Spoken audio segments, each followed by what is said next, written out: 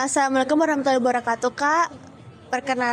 Perkenalkan saya Alif Intan, ini Najwa sama Nixon sebagai kameramen. Ini dari kelompok 1 mata kuliah Etika Profesi Lingkungan kelas B2. Di sini kami mau wawancara singkat mengenai pekerjaan Kak Arik. Boleh perkenalkan diri, nama lengkap, nama perusahaan, posisi di perusahaan, dan lama waktu bekerja ya, Kak? Oke, perkenalkan nama saya Arik. Saya dari Deputi Bidang Penegakan Hukum Lingkungan Hidup Kementerian Lingkungan Hidup Badan Pengendalian Lingkungan Hidup Republik Indonesia. Untuk posisi saat ini sebagai pengawas lingkungan hidup, secara masa kerja saya baru dimutasi per tahun ini ya. Jadi saya dari 2023 sampai 2025 itu saya di Direktorat Pencegahan Dampak Lingkungan Usaha dan Kegiatan, Direktorat Jenderal Planologi Kehutanan dan Tata Lingkungan. Waktu itu kementerian masih LHK ya, Lingkungan Hidup dan Kehutanan, karena sekarang per 2025 lingkungan hidup dan kehutanan udah cerai, jadi kita udah LH aja gitu, nggak ada kehutanan, dan kita kantornya juga udah pindah, jadi kita udah nggak di Manggala Wana Bakti. Jadi nanti kalau teman-teman mau ada visitasi, mungkin kita ke kantor yang baru kita di Plaza Kuningan, Menara Selatan gitu. Untuk alasan tertarik masuk bidang ini apa ya, Kak? Sama kalau boleh ceritakan bagaimana perjalanan Kak Arik dari dulu, dari nol istilahnya sampai bisa dari posisi sekarang. Oke, dari nol ya.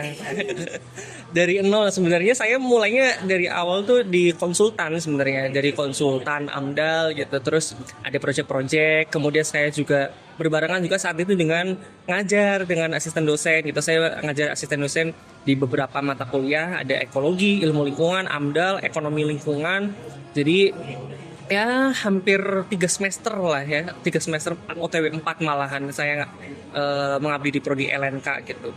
Nah, dari situ saya mulai ya lumayan lah ya dapat pengalaman dari nyusun AMDAL, kemudian laporan semester, kajian sosial, kajian kompensasi, terus ada juga terkait dengan desain ya.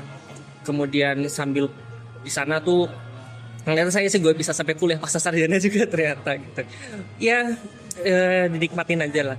Tapi setelah dari situ ternyata pas buka CPNS ternyata ada nih posisi gitu. Awalnya saya masuk di PD Luka 2 tahun ya.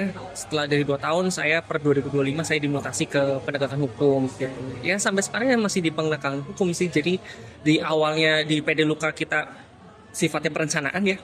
Karena kan di PD Luka itu kan kita merencanakan suatu usaha atau kegiatan, bagaimana upaya mitigasi lingkungannya, bagaimana kita harus memantau dari program mitigasinya itu, kemudian nanti dampak-dampak apa yang akan ditimbulkan, kemudian area terdampaknya mana aja, kemudian masyarakat yang terdampak berapa banyak, itu yang harus kita lihat, yang harus kita kaji. Kemudian nantinya pada saat sudah dikaji pun nanti kita juga mendapatkan masukan dari tim uji kelayakan lingkungan yang ada di pusat, ada yang di provinsi, kabupaten, kota, itu semua memberikan masukan yang nantinya bagi si pemrakarsanya ini bisa menjadi penyempurnaan dari rencana pengelolaan dan pemantauan lingkungan yang mereka itu tentu sudah distandarkan dengan standar-standar teknis ya, seperti mereka punya persetujuan teknis air limbah, emisi, limbah B3, lalu lintas, penataan sumber daya air ya. Kalau di daerah lain mungkin kita sebutnya pel banjir gitu.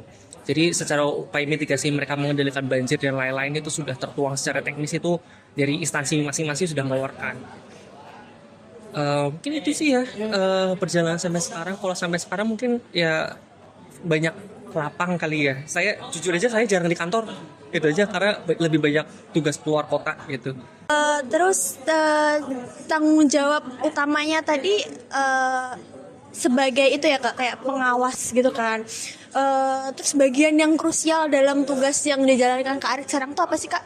Kalau sekarang saya lebih ke pelaksanaan, evaluasi dan tindak lanjut atas pengawasan ya. Jadi saya diminta untuk mengevaluasi hasil pengawasan. Nah, dari hasil pengawasan itu nanti akan dibuat suatu laporan. Nah, nanti laporannya ini akan didisposisikan ke seluruh direktorat di Deputi Bidang Penegakan Hukum. Nanti laporan hasil pengawasan itu yang akan kita tindak lanjuti. Apakah nanti si lokasi yang kita lakukan pengawasan ini dikenakan sanksi apa, misal teguran tertulis, paksaan pemerintah, denda, atau sampai pencabutan izin usaha.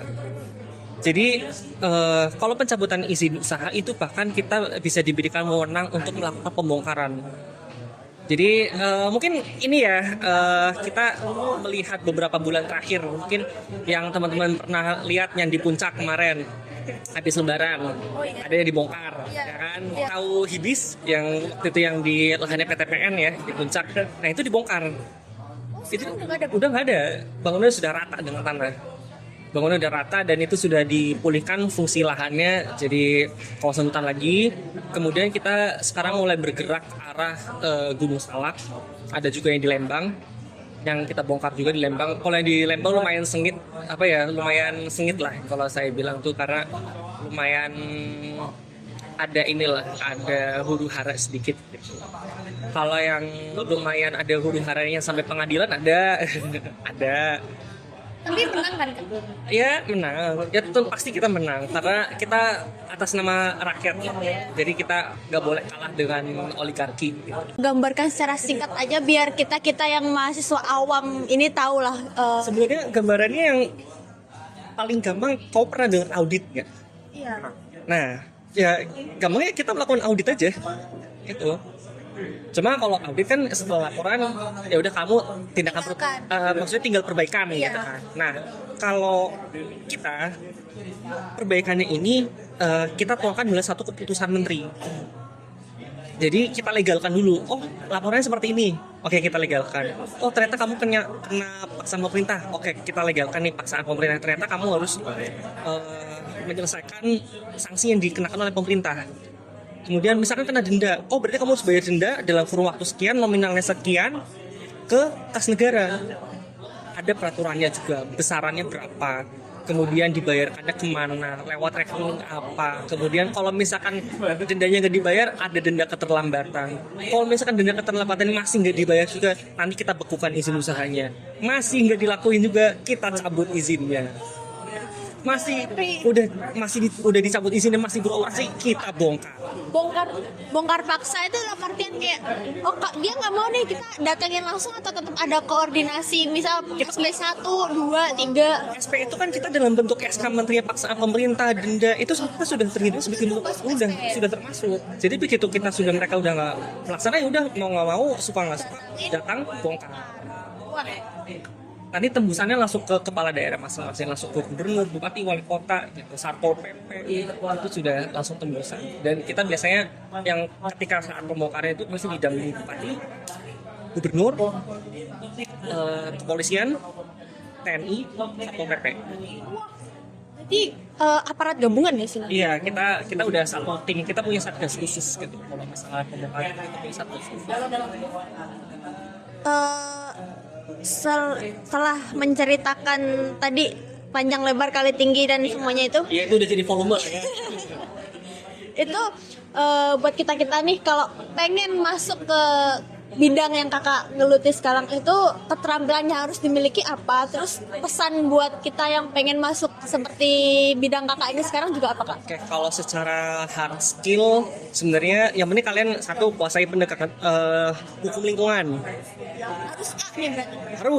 Harus dong. Harus bisa AMDAL, harus bisa audit, harus bisa pemetaan. Iya, harus bisa bikin pakai ArcGIS. Bukan social mapping, bikin ArcMap, bikin peta, GIS gitu. Terus kamu juga harus bisa sampling. Sampling apa aja? Sampling apa aja? Sampling air, sampling udara, sampling B3, sampling tanah, sampling biologi juga, sosek juga harus bisa. Itu berarti semua yang menyangkut sampling AUKIAS mata kuliah harus A semua. Kalau kalian bisa lebih baik. Iya dong, kan kalian coba yang berkaitan sama sampling apa aja? CSN, analisis sosial budaya, AMDAL, ilmu lingkungan, ekologi, hukum lingkungan, kimia dasar lingkungan, instrumentasi lingkungan, Gamtek harus bisa. Gamtek kamu harus mengevaluasi gambarnya, ya kan? Misal ada case bangunannya kelebihan luasan, nah kamu harus gambarkan secara teknis dulu. Kamu buka AutoCAD-nya, compile dengan data yang di Google Earth Pro, kamu lihat secara satelit cocok nggak, kelebihan luasan nggak, atau ternyata bangunannya di dokumen lamanya ini belum terbangun, tapi kok sekarang udah terbangun, katanya mau terbangunnya di jadwalnya bulan ini sampai ini, tapi ternyata sekarang di September gitu, rencana mereka mau bangun Desember, kok September udah dibangun.